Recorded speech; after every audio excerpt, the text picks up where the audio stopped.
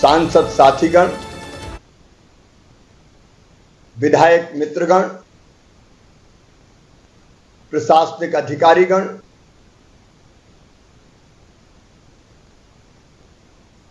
जिले से लेके और गांव ग्राम पंचायत तक के सभी जनप्रतिनिधिगण,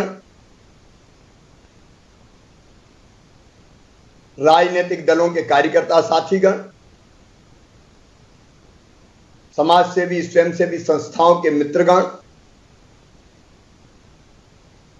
निचले स्तर पर भी हमारा प्रशासकीय अमला, चाहे गांव का हो चाहे शहरों का हो, और मेरे प्रिय बहनों भाइयों बेटे बेटियों, आज एक विशेष उद्देश्य से आपके साथ चर्चा करने के लिए जुड़ा हूं। आपका सहयोग मांगने आया हूं। ये 25% तक पहुंच गई थी बढ़ते बढ़ते, अब घट के हम 18.5% के आसपास आए। रिकवरी रेट लगातार बढ़ रहा है। पॉजिटिविटी रेट तो कल 18.23%, 18.23% हो गया।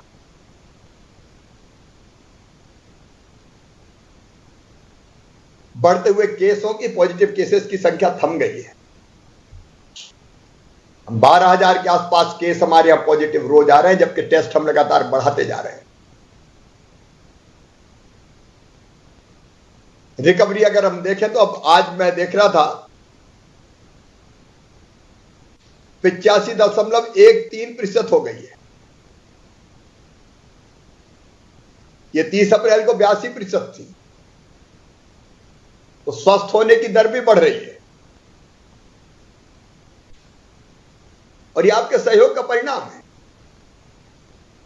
अगर ये कोरोना कर्फ्यू हमने लागू ना किया होता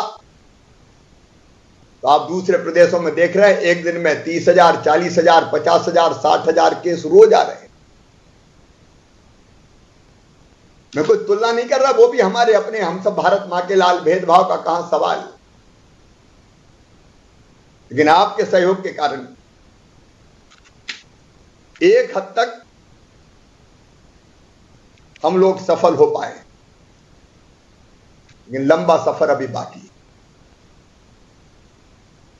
अगर जरा भी ढिलाई की तो फिर हम बड़े संकट में फंस जाएंगे, और अभी भी काफी काम करने की जरूरत है। इसलिए आज मैंने आपको बुलाया है। इस बार शहरों के साथ साथ गांव में भी संक्रमण फैला हुआ है। इसको तत्काल वहीं थामने की, रोकने की जरूरत है। और जिलों में भी कुछ जिलों ने बहुत अच्छा काम करके पॉजिटिविटी रेट काफी घटाया है। हमारे बुरहानपुर जैसे जिले 3% के आसपास आ गए।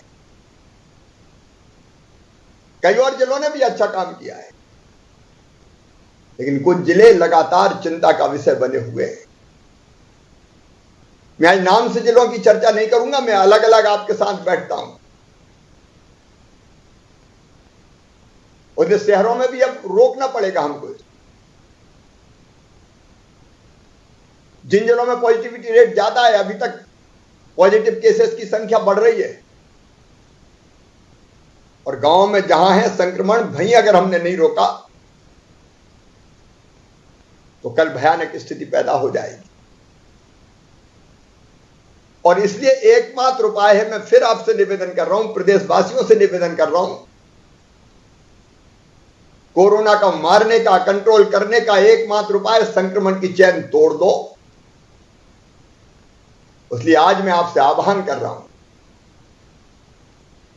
15 मई तक हम सब कुछ बंद करें। कड़ाई से जनता कर्फ्यू, आखिर अनंत काल तक हम बंद नहीं रख सकते। हमको जनजीवन सामान्य करना पड़ेगा। लेकिन 18% से ज्यादा पॉजिटिविटी रेट हो तो हम खोल भी नहीं सकते। मैं चाहता हूं आने वाले दिनों में जनजीवन अब सामान्य हो जाए। इसलिए कुछ दिन कड़ाई कर लें, संकल्प करें हम घरों में रहेंगे, शहरों में भी घरों में रहेंगे, गांव में भी घरों में रहेंगे। शादी विवाह बंद, मई में कोई शादी विवाह नहीं होगा। विवाह में हम जीवन साथी चुनते हैं, लेकिन जीवन ही नहीं बचा तो साथी का क्या करेंगे। विवाह सुपर स्प्रेडर है। जहां जहां शादियां हुई घर में भी हुई तो 10 की बात होती है, 100-200 से कम लोग नहीं होते,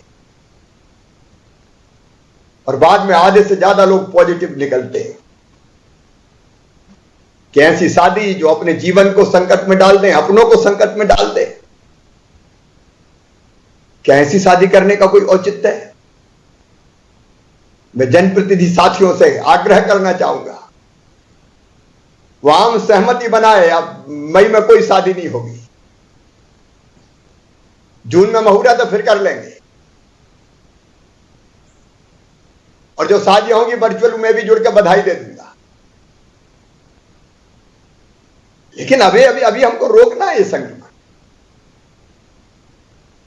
उठावने जैसे कार्यक्रम आज की परिस्थितियों में हमको इजाजत नहीं देते, ऐसे कार्यक्रम हम करें।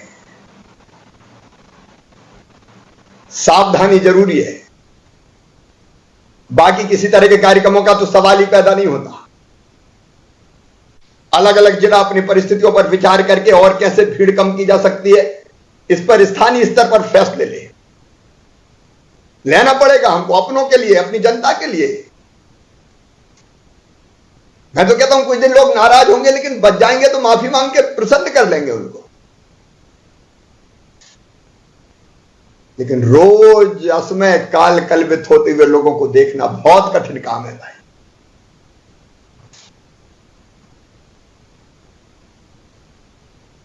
और इसलिए चक्र रोकना पड़ेगा।